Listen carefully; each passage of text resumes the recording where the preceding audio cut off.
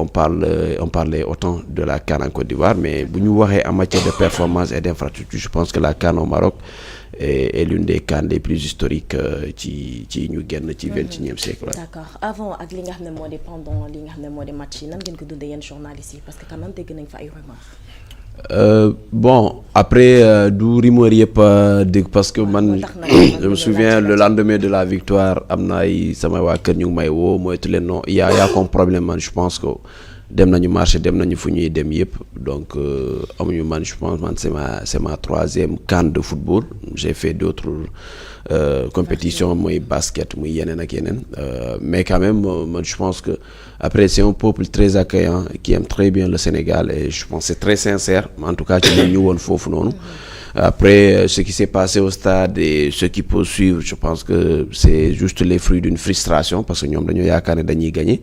on l'a vécu comme nu ñuy dundee yeneen compétition yi mooy dem couvrir mais après dans des conditions un peu compliquées parce que da doon taw lu bëri donc facilement tu peux perdre ton matériel parfois am na liggéey yooyu bëgg a def doo ko mën a def parce que dafay taw donc je pense que conditions yooyu noonu peut-être moo gënoon a compliqué ci journaliste yi mais par exemple le Sénégal qui était à Tanger sauf si tu as besoin de bouger un peu dem defi yeneen match mais mun nga des à Tanger équipe yi ñooy fekk ci Sénégal donc tes déplacements sont limités stade bi le cadre les conditions de travail étaient réunies journaliste lu muy soxla mooy mun a déplacer wu facilement mun a am connexion bu doy pour mun a def liggéeyam. je pense que benn problème billet quand même pour dugg. Non journaliste du soxla billet journaliste moom tu as ton accréditation li ngay soxla mooy def sa ticketing.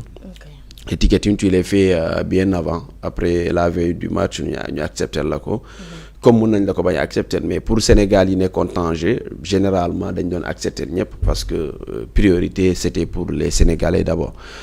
c'est vrai qu'en finale il y a eu quelques journalistes je pense que du ñu mat ça 5 entre journalistes photographes yooyu noonu yoo amoon nañ problème mais tu fais du ticketing boo defee sa ticketing on accepte ça ticketing boobu ngay dugal ci sa accréditation donc tu as l'accès gratuit tu fais ton travail donc convenablement il y a pas eu vraiment généralement il y a pas eu de problème après si on veut prendre ce qui s'est passé en finale pour que mu yàq lépp ouais violence boobu nga xam ne moo di supporter sénégalais ak marocains yi xeex yi fa doon xeex ba naka noonu 18 supporters sénégalais jamono ji jàpp nañ leen.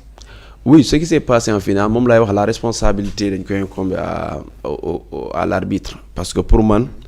quand il y a un fait de jeu comme mel ni déjà la première erreur de l'arbitre c'est de siffler avant action bi di jeex le nouveau règlement dafay ni bu action amee surtout but am ci wala ñu xalaat ji am na penalty wala lenn da ngay bàyyi ba action bi jeex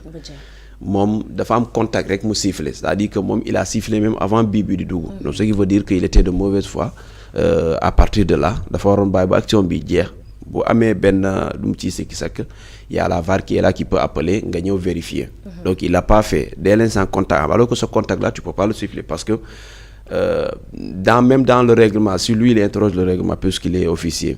bu xoolee l'action Hakimi il ne joue pas le ballon il ne regarde en aucun moment le ballon il cherche le contact et quand il a cherché le contact Ablaye Seck du ku ndaw lui il a évité le contact mu daanu et puis le but est arrivé donc là il y a pas faute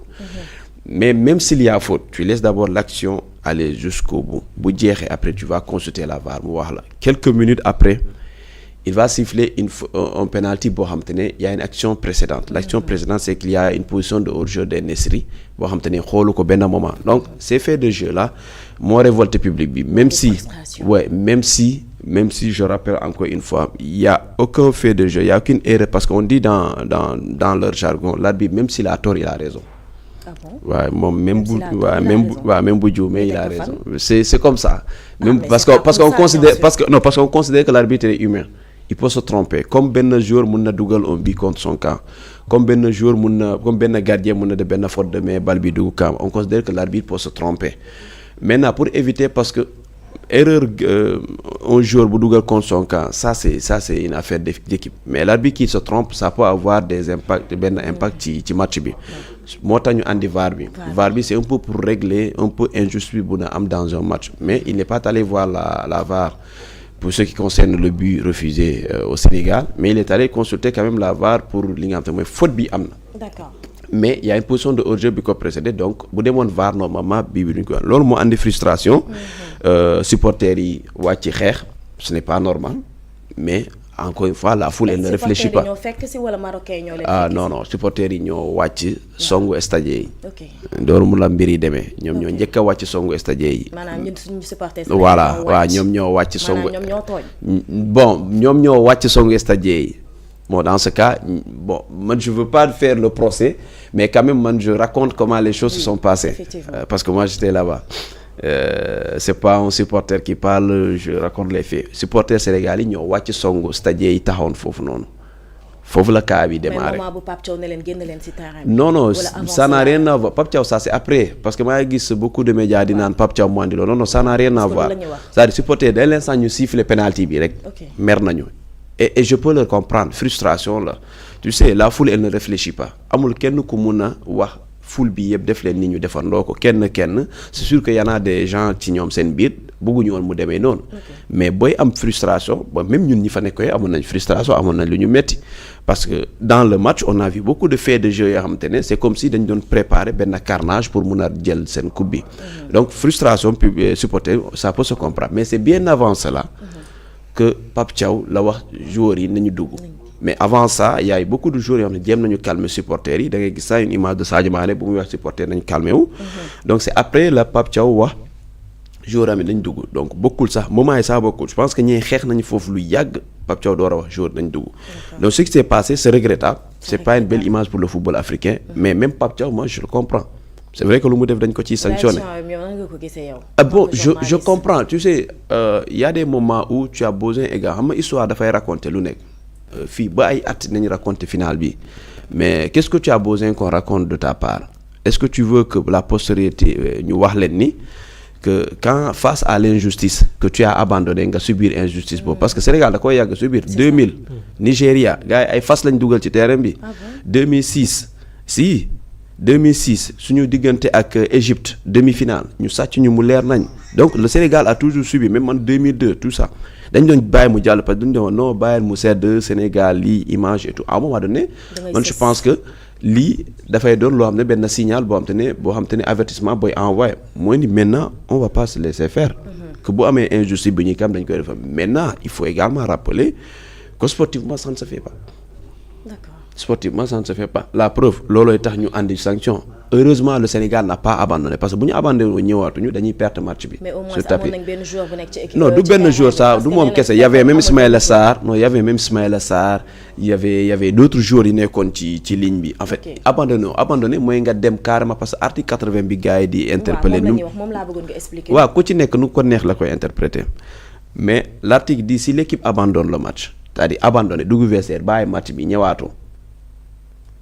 là mun nañ la sanctionner tu perds le match sur tapis mais nous on n'a pas abandonné le match am na ñi dugg ñenn ñi di waxtaan nan la ñuy ñëwaatee après les joueurs sont revenus match bi continuer donc le résultat est homologué jox nañ ñu coupe bi ci situ CAF yëpp boo fa demee c'est homologué le Sénégal gagné na et tout donc loolu noonu moom beneen waxal ay dañuy nangu coupe beeg ay yeneen yu sanction dina am nag ay sanctions yu lourd moom dina am ci Sénégal am rapport ak li nga xam ne moo di coupe du monde bi ñu jëm quand même. Normalement les sanctions